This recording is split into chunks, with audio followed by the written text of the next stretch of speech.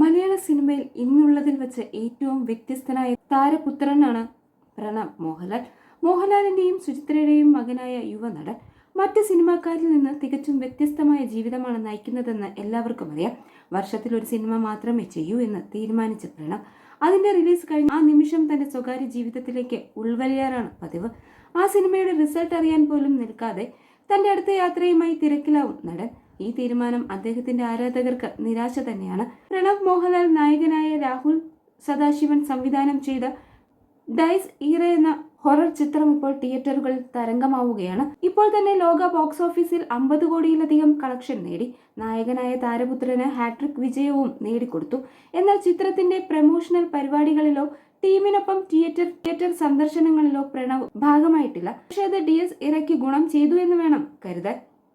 സത്യത്തിൽ തന്റെ സാന്നിധ്യം കൊണ്ട് തന്റെ തലമുറയിലെ മറ്റ് നടന്മാർക്കൊന്നും ഇതുവരെ ഉണ്ടാക്കിയെടുക്കാൻ കഴിയാത്ത ഒരു മിസ്റ്ററി തന്നെ വ്യക്തിത്വത്തിന് നൽകാൻ പ്രണവ് മോഹൻലാലിന് സാധിക്കുന്നുണ്ട്. സോഷ്യൽ മീഡിയയിൽ പോലും അധികം പ്രത്യക്ഷപ്പെടാത്ത മോഹൻലാലിന്റെ മകനെ കൺനിറയെ കാണാൻ കിട്ടുന്ന ഒരവസരമായിട്ടാണ് പ്രേക്ഷകർ അദ്ദേഹത്തിന്റെ സിനിമകളെ കണക്കിലെടുക്കുന്നതെന്ന് വേണം കരുതാൻ.